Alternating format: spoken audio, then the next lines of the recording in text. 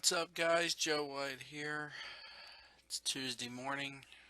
Just woke up.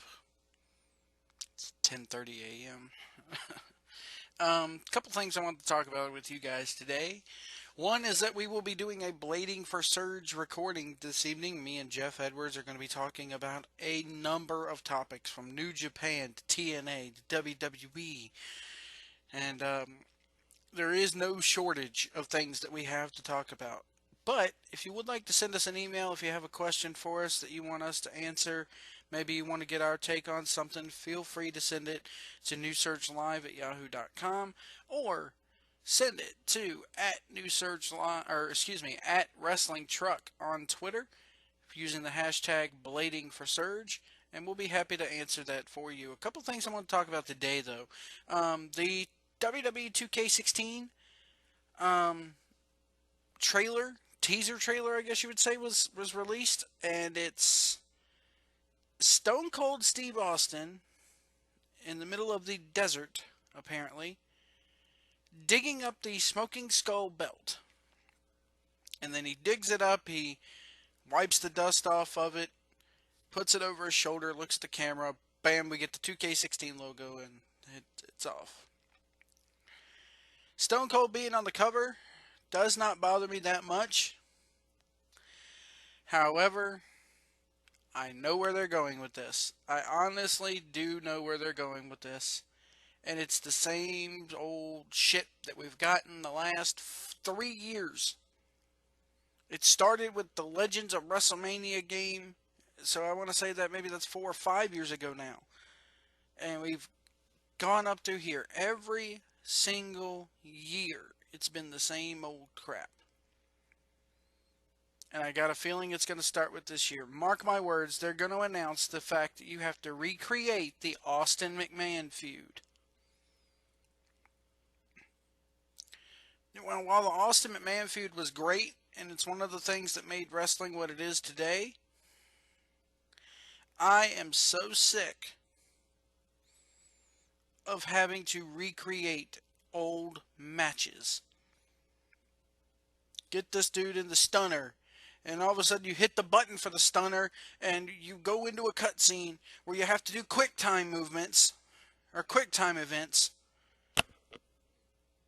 Oh, and then you can continue the match, and then you gotta whip this dude into the corner, and that recreates this. I'm so sick of it with wrestling video games. I am, which is why I traded in 2K15 about a month after I got it. I was like, okay, I have no want or urge to beat this. If I wanted to see this all over again, I'd go watch the WWE Network and watch it in real form, not in a video game. Whatever happened to these companies, giving us original storylines, giving us original stuff? And part of it's WWE's fault.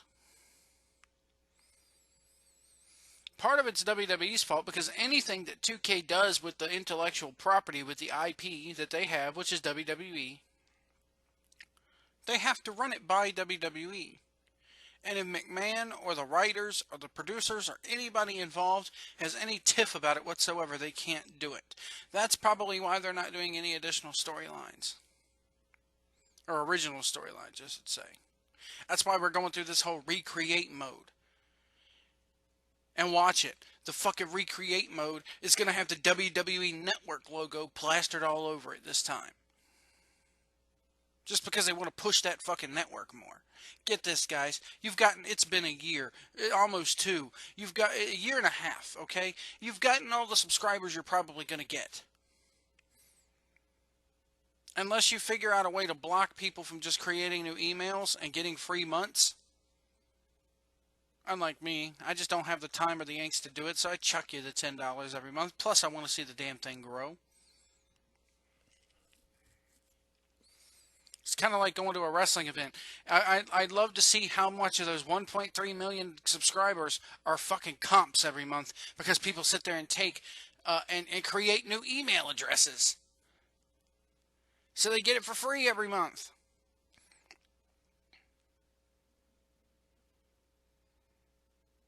It's not that hard to do. Speaking of video games, there's a huge rumor going around that has been brung up by Review Tech USA. Mitch of Review Tech or Rich, is it Mitch or Rich? I think it's Rich of Review Tech USA. Sorry, I just woke up. That the NX console coming out for Nintendo basically is not going to be as powerful as the PS4. It would not surprise me none. It's Nintendo. Fucking hell, people sit there and go, well, the Wii U is shit. No duh, dude, it's a jumped up PS3.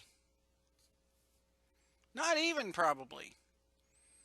The original Wii was nothing but a PS2. They've been one generation behind since the GameCube.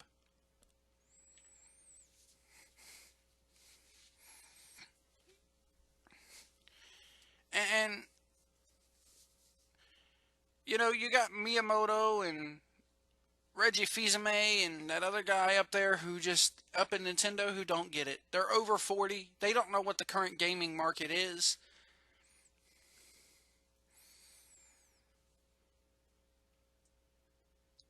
They're beyond the time, behind the times. Mario Maker's going to be great. Mario Maker's probably going to sell over 1 million copies, and I'm going to be one of those million because I can't wait for that game. But with this NX, man, if it's not at least on par with the current generation consoles, that's it for Nintendo, man. And then there's a little tiny rumor, a less credible rumor, saying that Nintendo is going to create this system and lock out third-party developers. And what that means is, guys, anything that's not made by Nintendo is not going to be on that system. Or anything that Nintendo does not fully endorse is not going to be on that system. So you'll get no EA titles. You'll get no Bethesda. You'll get no Square Enix. You'll get no, AAA titles.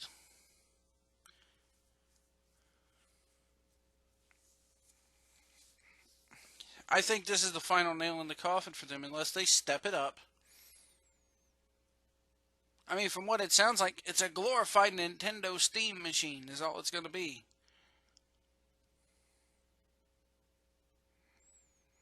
I got an iBuyPower SBX that's probably more powerful than my Wii U. And the thing with the Wii U is they're portable console, okay? Their portable console market with the DS and the 3DS is their bread and butter. That's why they put, half of E3, over half of their E3 presentation was dedicated to that damn dual screen piece of shit 3DS. Hell, that's why they tried to mimic it with the Wii U. The whole dual screen concept.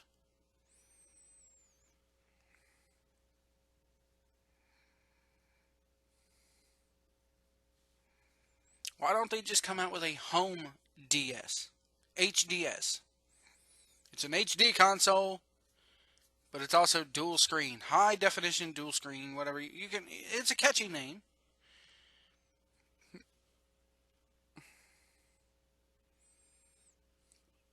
Another thing I wanted to talk about today was Stone Cold Steve Austin apparently got Roddy Piper kicked off of Podcast One and their network, which is pretty fucked up if that happened, in my opinion, because, I mean, granted, we've had problems at 1640 in the last month, but I never ever went to Pat and said, dude, you got to take this guy off. He quit of his own volition, and that's fine, okay? But I would never go to the head of the network. I would never go to Pat and go, dude, he said some shit, so it's either him or me. Because that's clearly what happened in the situation.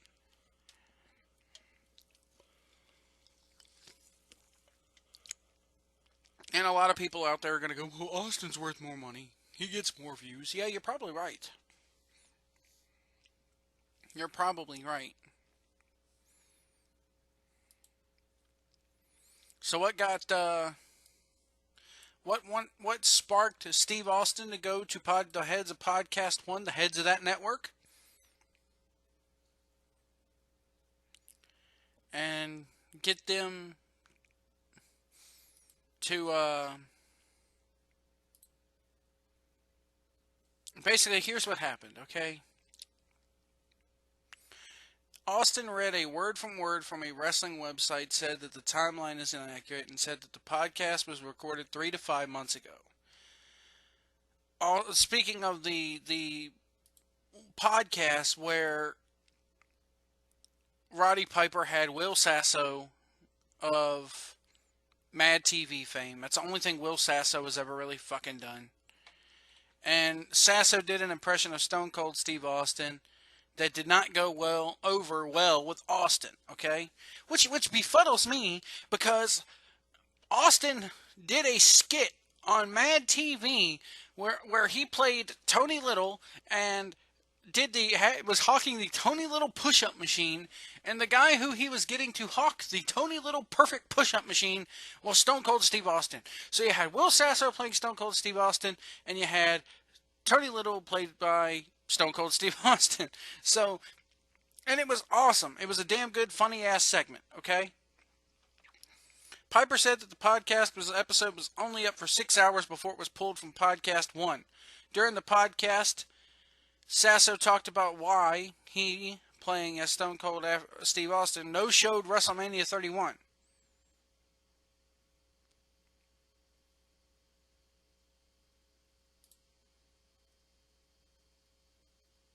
So Austin comes out and addresses this on his podcast.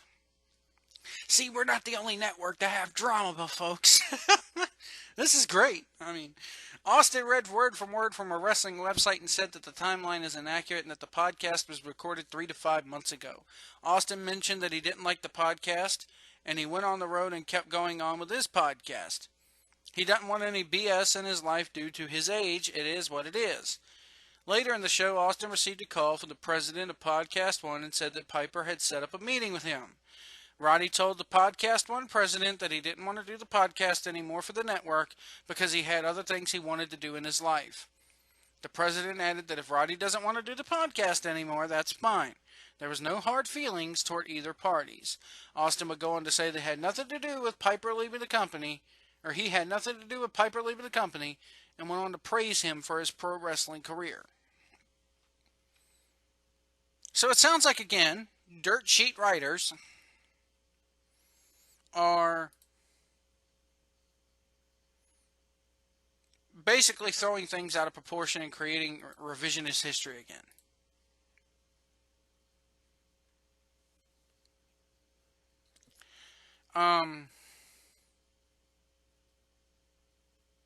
I think that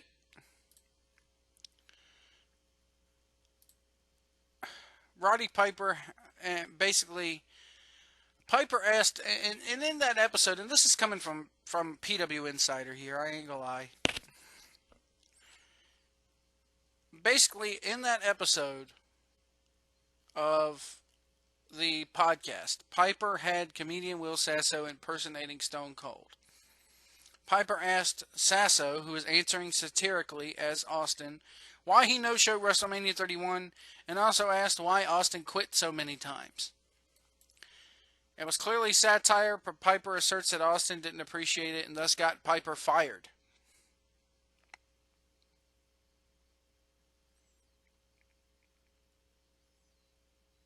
I'm wondering if Piper really said all this, because I don't listen to either podcast. Very rarely do I go ahead and listen to a wrestler podcast.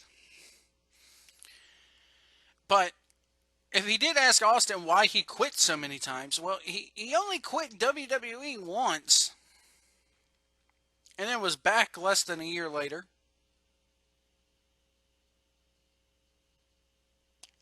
I don't remember him quitting again. He retired. There's a big difference in quitting and retiring. Fucking hell, Piper. I think you've retired 3 or 4 times, haven't you? Would that be considered quitting? If this is indeed the statement that you made.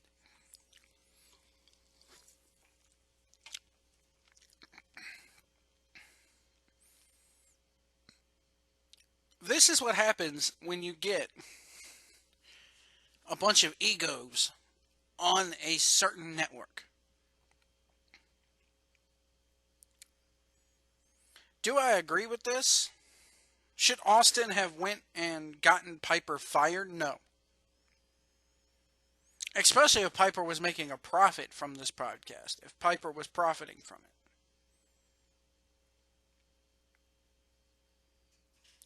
Should Austin have just taken it with a grain of salt? Maybe. Because, again, Sasso has impersonated Austin right in front of Austin anymore. Or before. And Austin has loved it.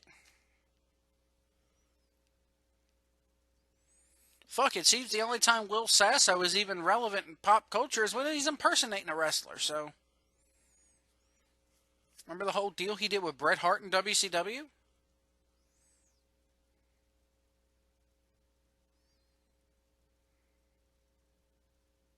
So to have someone thrown off your network is wrong. That's just totally wrong, and if that is the case, which I don't think it is, I think it is a case of Piper just wanting to move on. Maybe Piper's an old man, guys. He likes to, be up in his cabin in Washington or Oregon or wherever he's at. He likes, he even says it on his DVD. He likes to sit up in the hills, play his electric bagpipes, and just chill with his family. And entering into the podcast world, you're probably kind of entering back into the fire that you don't want to be in.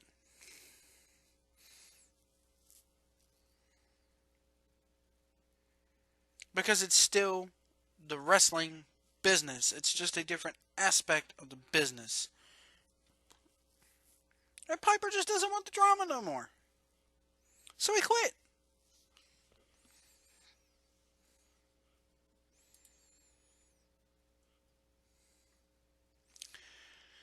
Let me see here.